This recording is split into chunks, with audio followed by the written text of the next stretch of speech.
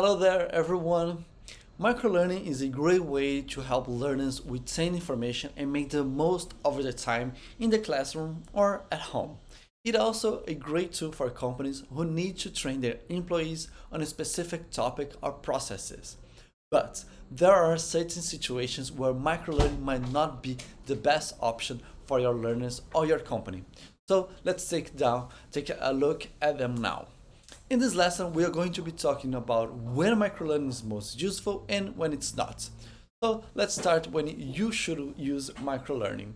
Microlearning is it's great for teaching people how to do something that it's either very complicated or requires a lot of steps.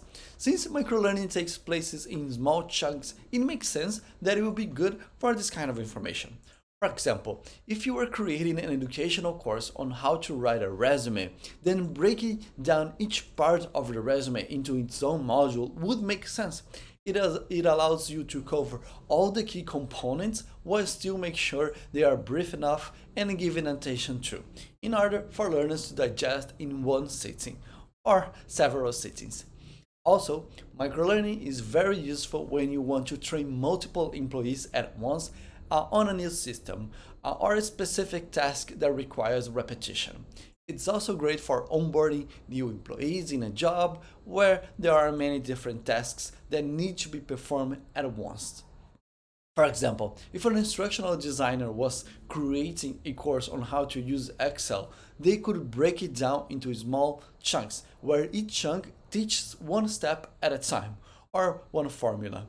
This would make it easy for someone unfamiliar with the software to learn how to use the program without feeling overwhelmed by all the steps needed for using the software. On the other hand, there are some things that microlearning isn't so great for.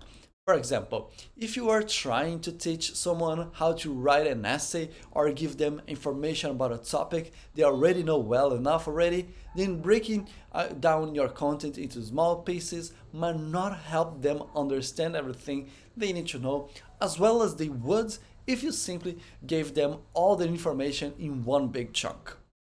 If you break down your content into smaller pieces, it might cause confusion, especially if you've never done it before.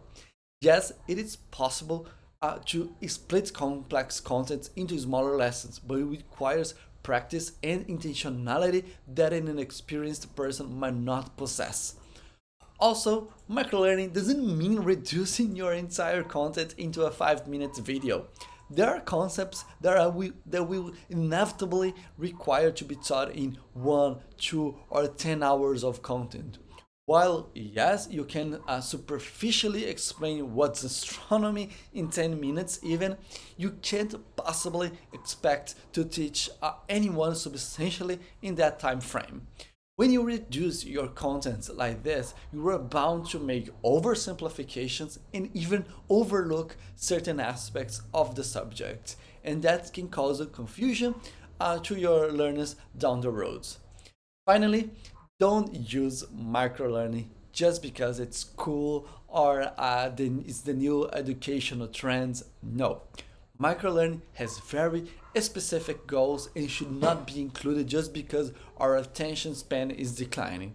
First of all, our attention span is not declining. Second of all, you should have a bigger purpose when developing each educational content than just adhering to the latest trends. Microlearning can hinder learning in some aspects.